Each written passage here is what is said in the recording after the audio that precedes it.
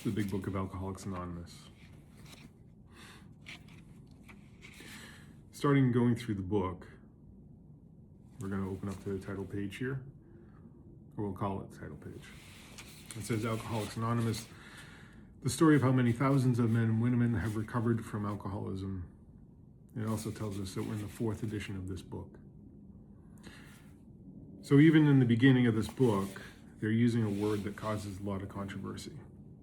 There's a lot of people that are going to tell you that you can't recover from alcoholism or drug addiction. I'm a recovered drug addict and alcoholic. I don't say that in a lot of circles because I really have no intention of going in and ruffling people's feathers. But it's important to know that if we're going to do some work, that there's something on the other end. That every day is not going to be like it is at the beginning. Because the beginning is miserable. The beginning is exhausting. You're a couple days away from your last drink or the last time you got high, physically, emotionally distraught, empty, burned out. So if you're going to really kind of do some work and jump in, you don't have to trust me,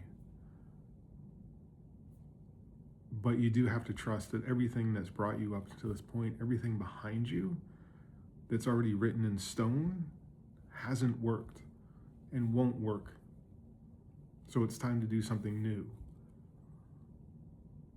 I've been sober since January of 2006, continuously. No mind-altering substances. Not a perfect life, but I haven't gotten high, and my life is dramatically different as a result of doing some really heavy lifting and some really deep work that I didn't really want to do and still sometimes don't really want to do. But in 2005, the beginning of 2006, I had already kind of come to that point of exhaustion where I didn't know how I was going to fix it. And I'd already gotten to a point where several suicide attempts had landed me behind locked magnetic doors, and seeing the pain that my loved ones would go through if I took my own life, I was now caught in this position of, okay, suicide's not an option, continuing drinking and getting high is not an option, but I didn't know how to stop myself from drinking. And when it was laid out to me like this, well, here's this book that has an instruction manual in it, and it was laid out to me by somebody that I used to drink and get high with, who I didn't think should or could ever get sober. You know, the fact that his mother gave him keys back to her house meant more to me than anything that he could have said to me. And he said, basically, I followed this book, and he introduced me to other men and women who followed this book, and it wasn't, okay, go to a meeting every day. And I have nothing against meetings. Meetings are incredibly useful and beneficial for anybody at the beginning of their process or in long-term recovery as a place to kind of make connections.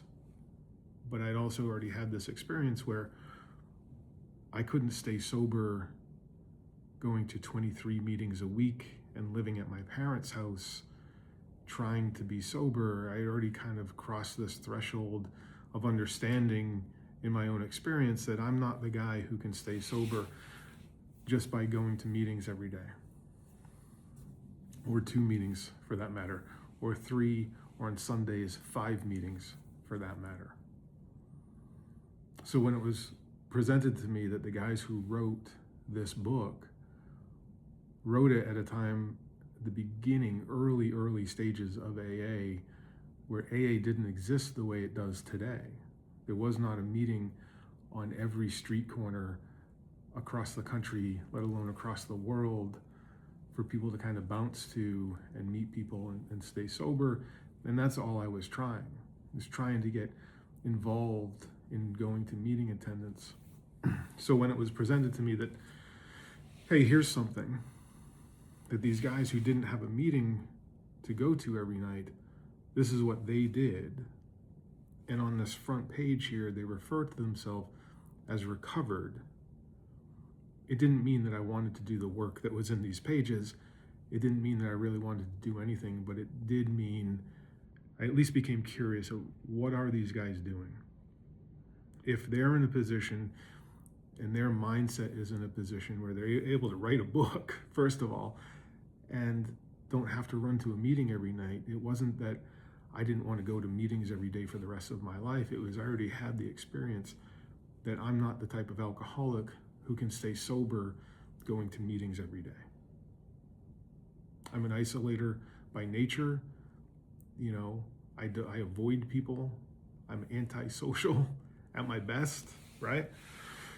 So I at least became interested. Okay, I could certainly tell you that I was not a recovered alcoholic. But if it was possible, I certainly wanted alcoholism not to run my life anymore. So I became willing to meet with an old friend of mine once a week to go through this book. And we opened up to Roman numeral 25, which is XXV, the doctor's opinion. And he read this book to me, and I'm going to read it to you. It says, we of Alcoholics Anonymous believe that the reader will be interested in the medical estimate of the plan of recovery described in this book. Convincing testimony must surely come from medical men who have had experience with the sufferings of our members and have witnessed our return to health. A well-known doctor, chief physician at a nationally prominent hospital specializing in alcoholic and drug addiction, gave Alcoholics Anonymous this letter. So I'm going to break the book down for you the way it was broken down to me. I may screw up some of the facts of AA history. We're going to get into AA history, but knowing AA history is not going to keep you sober. But we're going to get into a little bit of where this book comes from and this doctor and what he thinks. But as we even just get into this first paragraph here, it says, we of Alcoholics Anonymous believe that the reader, you and I, anybody with this book in their hands, will be interested in the medical estimate of the plan of recovery described in this book. So off the rip here, they're saying, we have a plan for you. Alcoholics and drug addicts are not great at following plans. They're great at creating their own plan, right? Doing things the way that they want to do that. And I had already had that experience where the way I want to do it isn't working for me. And that was an excruciating experience. You know, so when they say, the reader here, anybody who is suffering active drug addiction and alcoholism, or suffering as a result of a loved one's drug addiction and alcoholism, will be interested in hearing about this plan from a doctor. It says, convincing testimony must surely come from medical men who have had experience with the sufferings of our members and have witnessed our return to health. Convincing testimony. We've already got a bunch of that, way before we even opened this book. What am I convinced of? I'm convinced that everything that I've tried up until this point has gotten me these results. This is the point that I'm at. Do I need to be convinced any further? Probably not, if I'm being honest with myself, which, as we've described, is my number one job from this day to the rest of my life, is to be honest with myself. If I can achieve that, chances are I stand a way better chance at continuing my personal growth. Convincing testimony must surely come from medical men who've had experience with the sufferings of our members and have witnessed our return to health. So this doctor witnessed the early players in AA get sober. This doctor, in my opinion, is the reason that we're here reading this book. And he's not one of us. He's not a drug addict. He's not an alcoholic. But he's a man with integrity. So he was this guy, Bill Silkworth. He was the guy who demonstrated for Bill Wilson what it was to be a man of integrity, because Bill Wilson didn't really get that. You know, he was a business guy. He was a sales guy. He wasn't the most upstanding, integrous individual, right? But we want to hear from a doctor. So Bill Wilson's the guy who started writing this book. Bill was really smart, as most of us are, but he wasn't as smart as he wanted people to think he was. And Bill Silkworth, the doctor here, who treated him, who observed him, he's kind enough to write these letters when Bill Wilson approaches him, right? Again, this is written in the 30s, at a time where alcoholism was not viewed like it is today, right? An alcoholic is somebody who lacks intelligence, hits his wife, can't hold down a job, right? All these things are not true. Bill Silkworth, who's dedicated his life to helping people like us, knows that they're not true. So when Bill Wilson has an experience as a result of this work that his friends had done with him, Bill Wilson is smart enough to recognize my network isn't going to believe a thing I say. I've burned all of them. And when we get sober, our network is watching us. Stay sober or continue to relapse the rest of my life, my network is watching. So they are the first ones to see the differences that start happening. But they've been burned so badly, it's going to take a lot of demonstration on our part to earn any sort of trust back. So Bill Wilson has this tremendous experience doing what is later coined as step work. And he says, well, geez, what did I learn about myself? I learned that I'm stubborn. I like to do things my way. These are common traits of alcoholics. So I'm going to put it in black and white in a book so that people can't mess with it and make up their own ways of doing it, right? He also has some ulterior motives, but we're not going to discuss that today.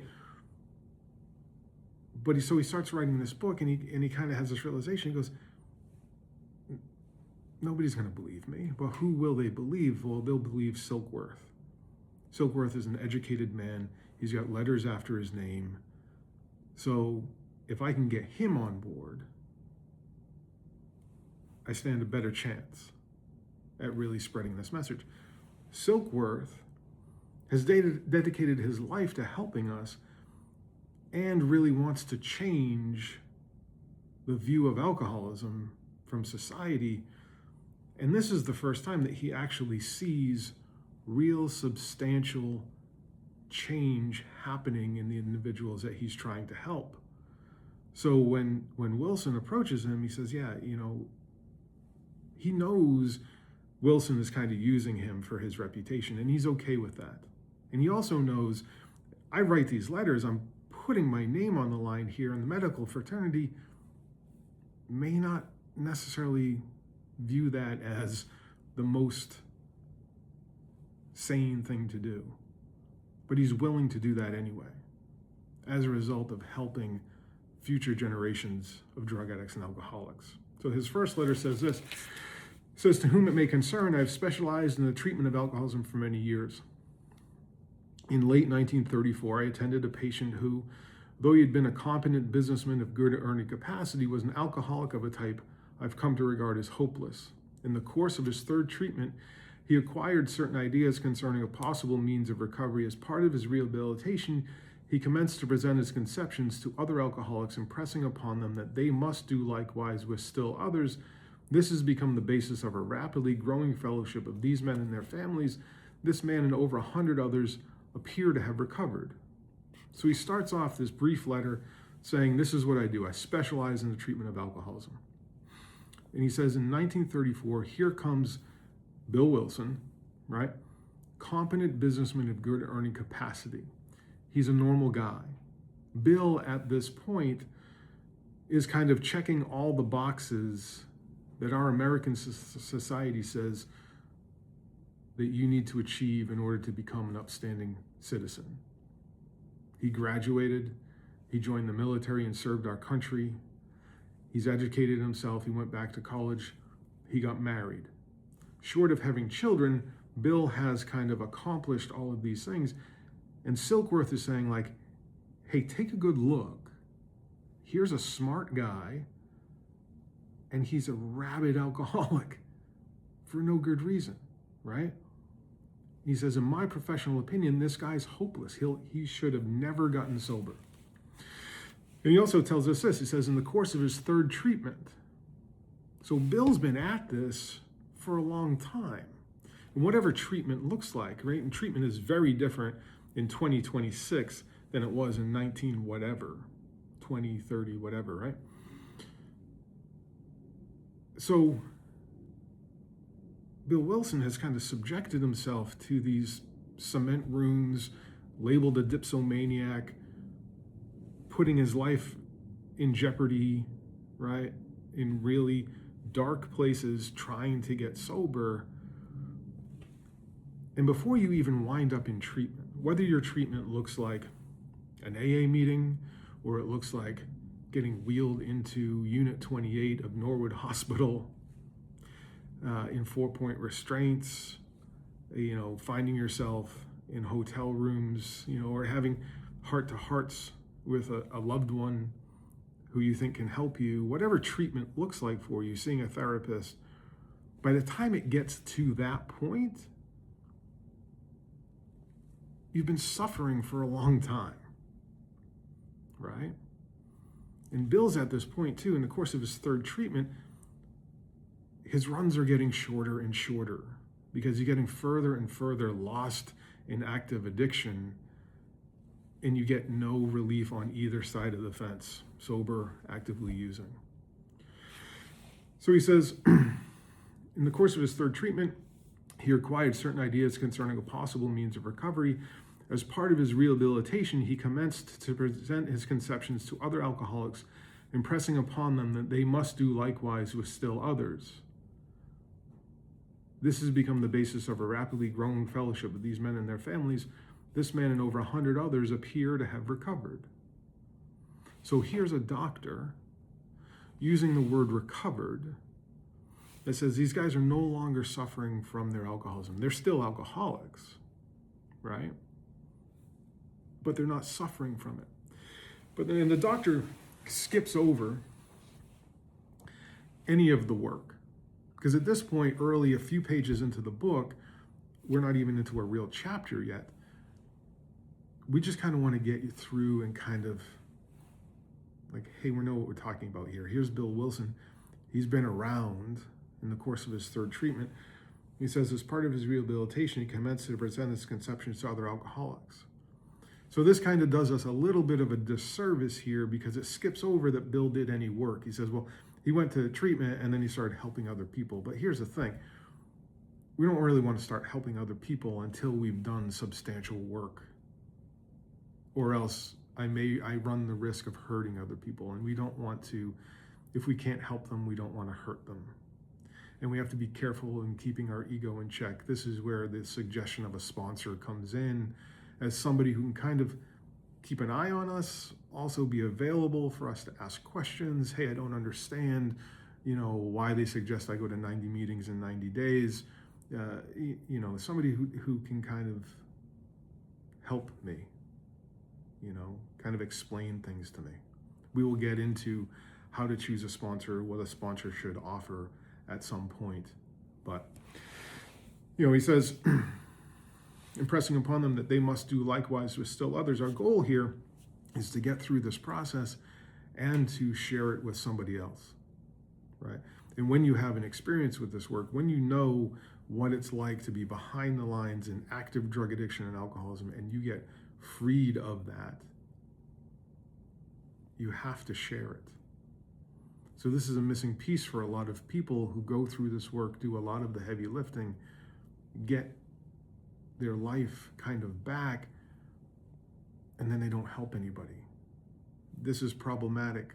The way it was kind of presented to me is, I'm really only half baked until I take somebody through this process, which makes a lot of sense. Like raw cookie dough, really good. Can also make me pretty sick. Baked, warm cookie with melted chocolate chips in it, come on. So we want to get to a position and then start helping people, right? It says this has become the basis of a rapidly growing fellowship with these men and their families. Men and women helping each other through this process, men with the men, women with the women. We can explain that later if it needs explanation. But helping people through the same process that helped them.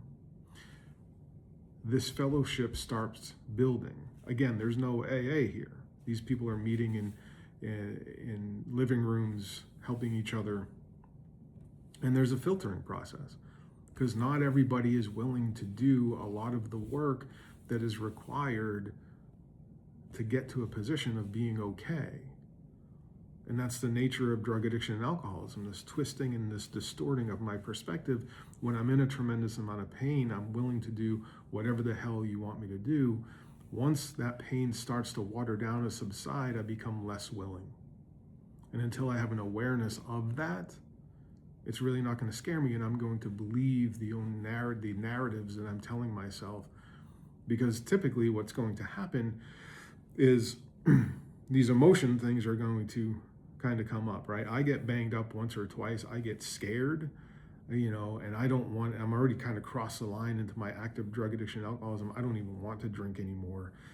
I get some kind of close call. I wind up in the psych ward for a few days. I start sleeping again. I get a full night's sleep, which looks like 4 or 5 hours of sleep.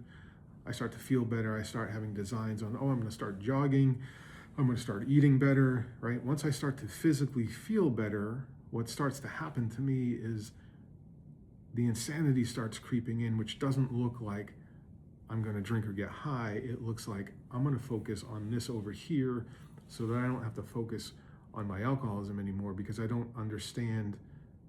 don't understand it. Most of us come to this. I had no idea what an alcoholic was. I called myself an alcoholic and drug addict for years, kind of earning my stripes, right? But I didn't really even know what I was saying. And we're getting into tonight what the definition of an alcoholic is. But they're saying as a result of people helping people, this fellowship starts to evolve. And they kind of describe here a little bit like there's a difference between the program and the fellowship. They are not one and the same. The program is how I live my life. The fellowship is kind of like gravy on top, like I get to be involved and use it as a way to help other people and become friendly and kind of have this kind of thing. But that goes away when I go home. So when I go home, it's really important, and I'm not perfect at this, to bring that program into my house, to bring that program into my relationship with the community outside of AA. The doctor says, I personally know scores of cases who are the type with whom other methods had failed completely. What else have I tried to get sober?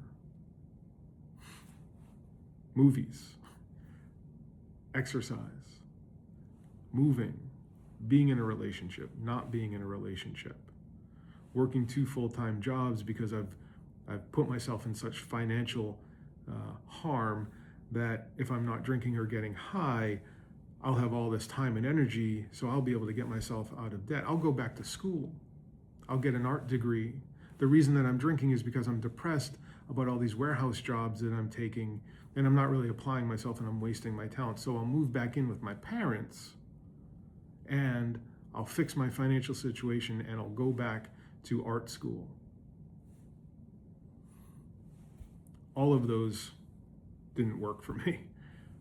So then I wind up in AA. And then I do the same thing that I do. I cut corners because I don't know, and I haven't necessarily had this experience, that I'm in trouble. Because there's still this rational part of my brain that thinks pretty rationally.